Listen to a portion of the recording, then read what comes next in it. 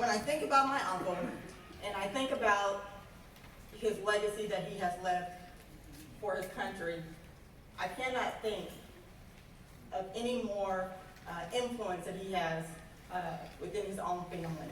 I have had the opportunity to not only see him at his best in front of his country in his service, but I've also had the opportunity to see him serve as an usher at the church. I think what is great about him is that he continues to inspire and lead of everyone, whether you are a family or you are unfamiliar with him and you're going to listen to him present here shortly. He continues to inspire all around to understand that everyone has greatness within them. And so whenever I am at some of those points where I don't really understand what direction to go, I can always look at the words that my uncle continues to say is, you know, you are destined for greatness, and always be, as long as you are being purposeful and have a passion, then you will always be able to succeed. So to make sure we are on time, and you guys have the opportunity to hear this great word that he is going to give you today, you will truly be blessed. I further welcome Ondra Berry. Thank you.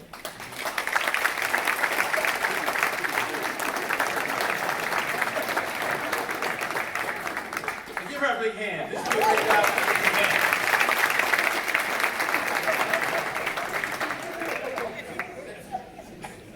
Sometimes you gotta be a little more tough love. How's everybody doing? First of all, thank you for being here today. So looking forward to having a chance to be a part of what I think is a pillar in this community. But before we get started, I just want to teach you a quick lesson. If you were in the Northern Atoll, which is in South Africa, and if you greeted somebody, instead of what we traditionally say here is hello, you would say sawubona. That's the equivalent of hello in English. Everybody say sawubona. Sawubona. And the response would be, once you have said sawubona, the response would be sakona, which means I am here. So if I say to you sawubona, you say, which means I am here. A person is a person because of other people. We invoke each other's potential by our willingness to see the essence of them. And that's really what this organization is all about. They bring people into existence. So real quick, the person next to you, just say sawubona sakona, greet them. And by the way, not yet. Oh, stop. Not yet. But the difference between that and hello is you really bring them into existence. You look at them, the worth of soul. So now you go and introduce yourself and do it with me. All right, real quick, just real quick.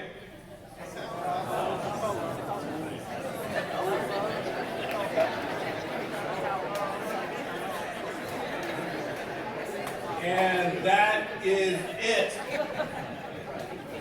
Okay, because it's really critical that we see people for who they are and what they bring to the table. First of all, I want to thank everybody for being here today. This is a truly an honor. I mean, this is where I was raised. And so it's a big deal to be in front of people who have known me for a long time, people who haven't known me. When I lived here, I had a lot of hair. Obviously, life does stuff to you. So, but I also want to say congratulations to Carver on his 74th annual meeting and for serving the Evansville families and communities since 1944. 1944. Today's focus is on what they call milestones in leadership. So please remember this as I give this talk, and I got between 17 and 20 minutes, is that I am not the person that I left here as.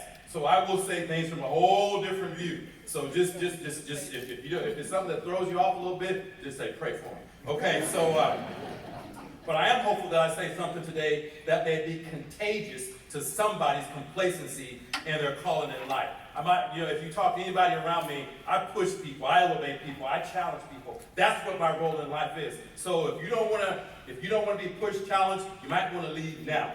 Okay, it's been said before that it's one thing to make history, but it's another thing to make sense. And Carver has made both sense and history. Whether it be serving as a USO, recreation center, young boys development program, child care, youth programs, after school programs, all the great things that it does, it has been outstanding in meeting its mission to provide unique programs and services with a safe environment. That's critical right there. That teaches respect for self, others, and the community. But to excel, for for this amount of time, you need good leadership. Am I right about that? It has been said that everything rises and falls on good or bad leadership.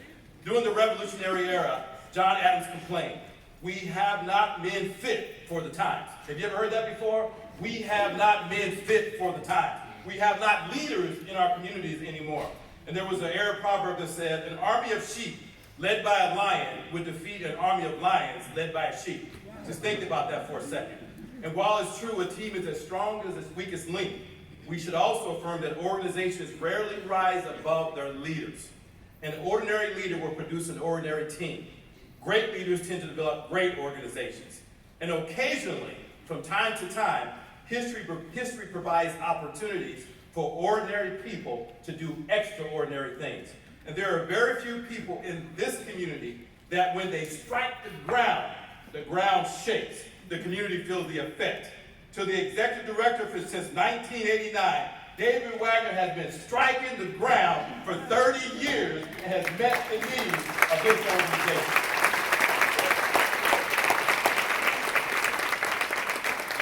You only can talk for 4 seconds because it takes me my time. You have met the needs of the community, provided opportunities and resources for many. You are building a strong foundation and investing time in strategically focused growth. You recognize that to whom much is given, much is required. So thank you for remaining steadfast in building children, youth, young adults, seniors, and a better Evansville. So many don't know that as a result of this organization, many opportunities will be provided, and you are unleashing greatness every day. So thank you for your leadership. So to the board of Carver, where you at? Raise your hands if you're a part of the board of Carver. Okay, let's give them a hand also. Give them a big hand.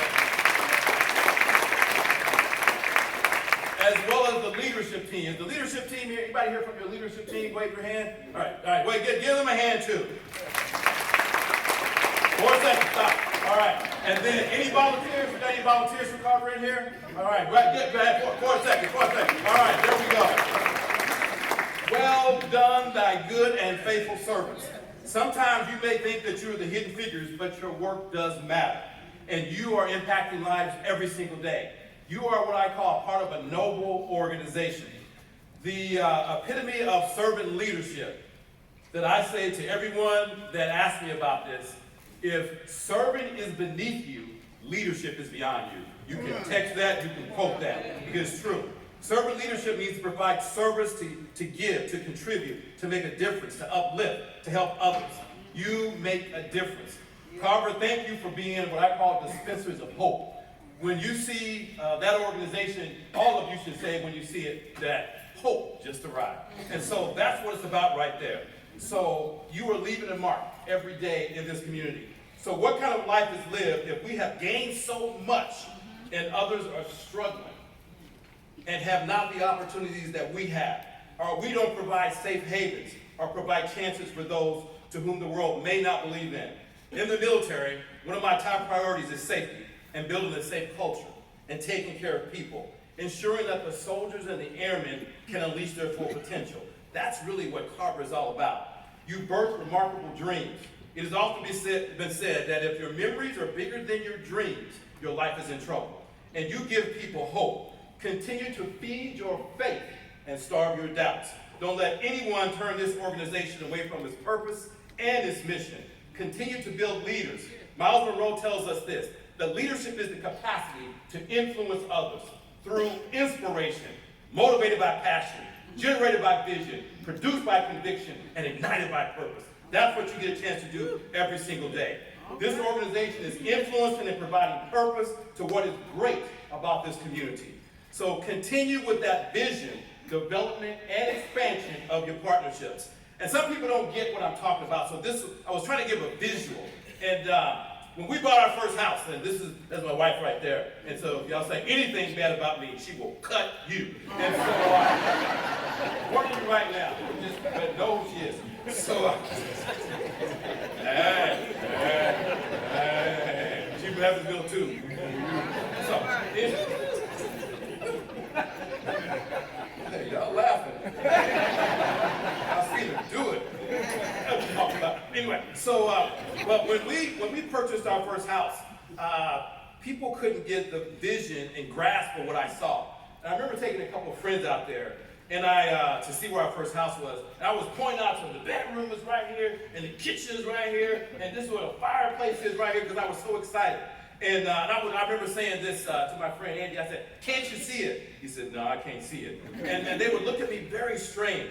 And I would say, "But no, it's going to be phenomenal." And every day he said, "This bedroom right here, I'm going to put stuff here, and I got a garage." I mean, I was just excited about that. So one day I came out, and the contractor now had started to dig a hole. And the hole looked kind of deep.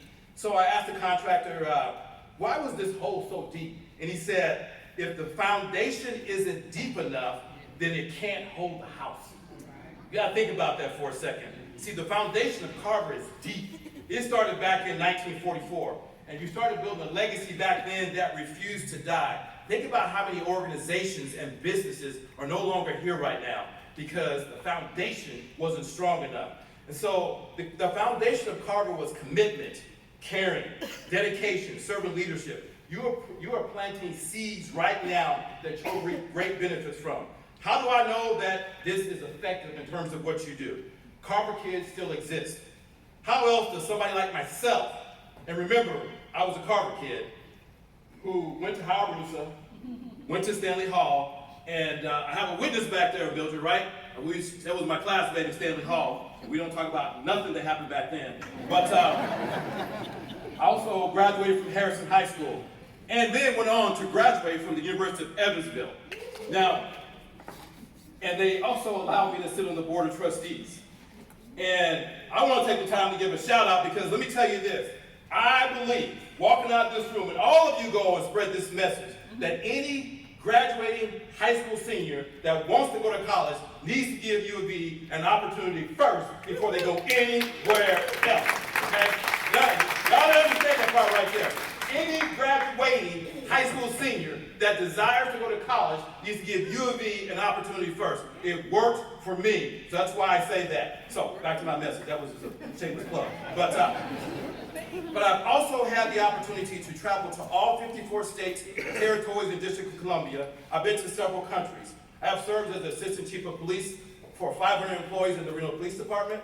I served as a Senior Vice President for the MGM Resorts and led their university of an 80,000-person organization, Fortune 500 company. I have reached the rank of Brigadier General in the United States Air Force. I command a force of 4,500 people that serve domestically and abroad, fighting our nation's war. Can anything good come out of Evansville, Indiana? Yes, it can.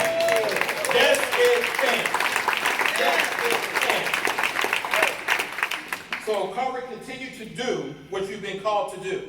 I read all the time about all these individuals that come from this community that are doing great things around the world. And I can guarantee you they all have stories to tell about the foundation they were given from this community, a caring community, part of organizations that pour greatness into their souls. Carver, continue to embrace change. Be the leader in representing this great city and eagerly go about your grander vision. Don't allow the status quo to be enough. Thank you for being a force for change and a catalyst for progress. So now I want to talk to the community for a second. Every day, you're writing into the chapters of the pages of the history of your life. Every day. And one of the questions you ask after a while is, did I matter? Did I make a difference? Did I make an impact? Was my living in vain? Am I adding value to what I do? Because we should ask ourselves, is this community, this world, your family better because you have been on this earth? And there comes a time we all start to ask that question. So how many of you would like to see Carver be a strong organization? Just say amen. Amen. All right, so good, I'm talking to the right group. So my request today is that you give them your support, that you give them time volunteering, that you give them monetary support, that you get involved, that you add this to your bucket list. We all have something to contribute. Each of us needs to constantly step into our calling. Make this organization in some type of way part of your organization of choice.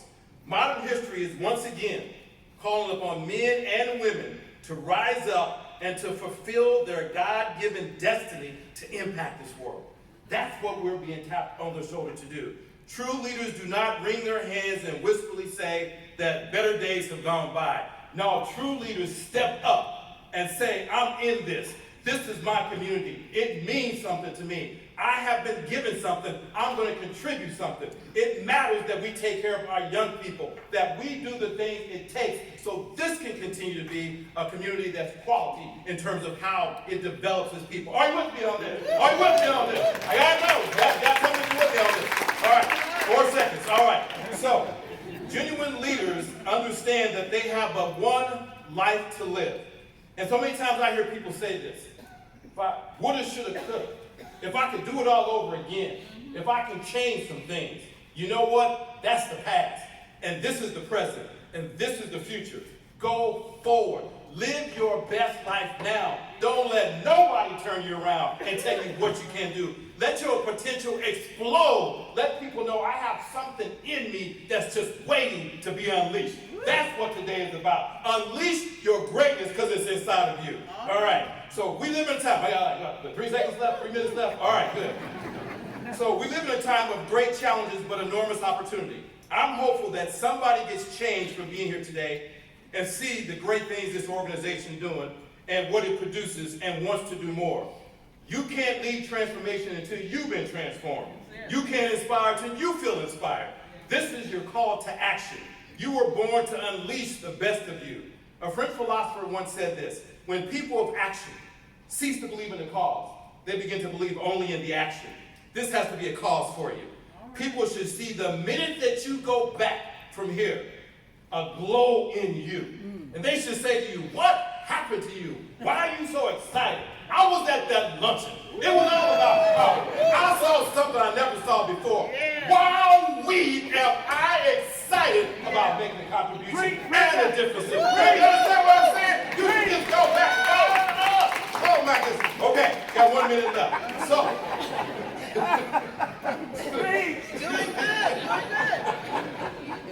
but they should actually see that something has happened.